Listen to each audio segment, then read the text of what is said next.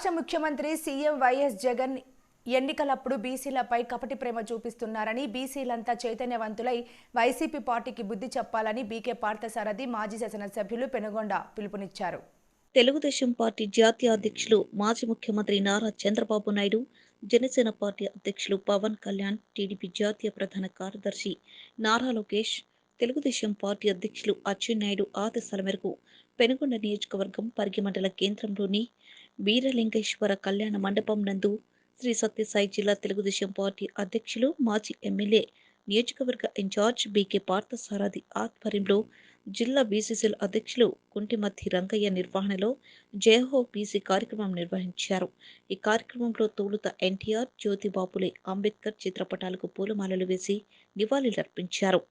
అనంతరం పార్థసారథి మాట్లాడుతూ, ఎన్నికలకు ముందు బీసీలకు అనేక హామీలు ఇచ్చి అధికారంలోకి వచ్చిన తర్వాత వారిని అన్ని విధాల మోసం చేసిన ఏకైక ముఖ్యమంత్రి జగన్మోహన్ రెడ్డి అని విమర్శించారు. ఈ కార్యక్రమంలో జిల్లా తెలుగుదేశం పార్టీ ప్రధాన కార్యదర్శి అంబికా లక్ష్మీనారాయణ, మాజీ ఎమ్మెల్సీ, తెలుగుదేశం పార్టీ ఉపాధ్యక్షుడు గుండమల తిప్పస్వామి, రాష్ట్ర తెలుగుదేశం పార్టీ కుమ్మర వక్కలిగా పాల్గొన్నారు.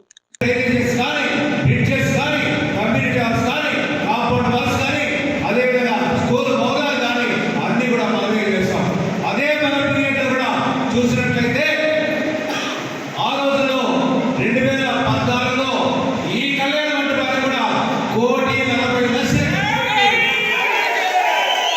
ఇక్కడ ఏర్పాటు చేశాం. హోదాలో కూడా దాదాపుగా 90 లక్షలు ఖర్చు పెట్టి అక్కడ కూడా కళ్యాణ మండపం కూడా నిర్మించాలని సందర్భంగా తెలియజేస్తా ఉన్నా. ఒక్కటే, రేపు తెలుగుదేశం పార్టీ అధికారంలోకి రావడం ఖాయం. ఇక్కడ కూడా వాల్మీకి సోదరులు ఎక్కువ ఉన్నారు పరిగి మండలంలో. నేను అనుకుంటున్నా 2019 ఎన్నికల్లో పోతే శంకర్రావు కోటి రూపాయలు ఇచ్చి కళ్యాణ మండపం చేస్తానని అక్కడ హామీ ఇచ్చాడు. గుడి దగ్గర ఇక్కడ హామీ ఇస్తా ఉన్నా. రేపు 20 నాళ్ళ తర్వాత ఇక్కడ వాల్మీకి కళ్యాణ మండపం నిర్మిస్తారు. పారిపోదు మాట చెప్పిన తర్వాత వాటి మీద నిలబడతానికి సందర్భంగా తెలియజేస్తా ఉన్నా.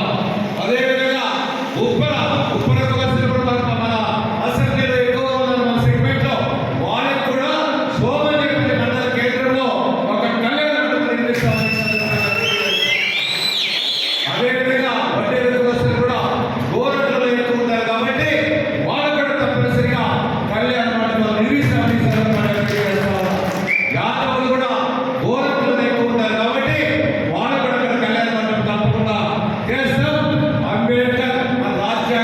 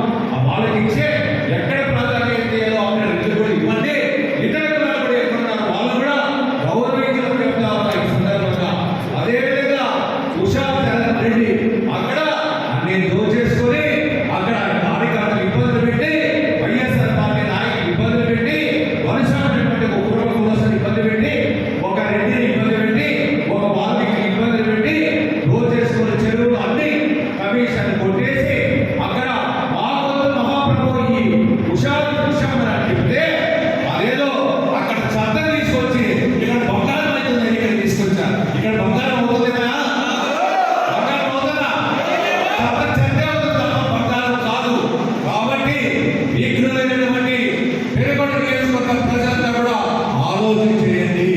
అభివృద్ధి చేసి చూపించినటువంటి వ్యక్తులు కావాలా, మీకోసం పనిచేసినటువంటి వ్యక్తులు కావాలా, ఏదో ఒక కులానికి కాదు, అన్ని కులాలకి అన్ని వర్గాలకి అందరితో కూడా శ్రేయ సంబంధాలు పెట్టుకొని దాదాపు 37 సంవత్సరాలు రాజకీయం చేశారు. ఎక్కడైనా ఏదైనా తప్పు చేశానా తప్పు చేయకున్నప్పుడు మీరంతా కూడా నాకు అండగా ఉండాలి. భవిష్యత్తులో మీకు అండగా ఉంటా. ఏ కష్టం వచ్చినా మీకు అండగా ఉంది. అభివృద్ధి చేస్తా, ఈ కష్టాలు పాల్గొంచుకుంటా.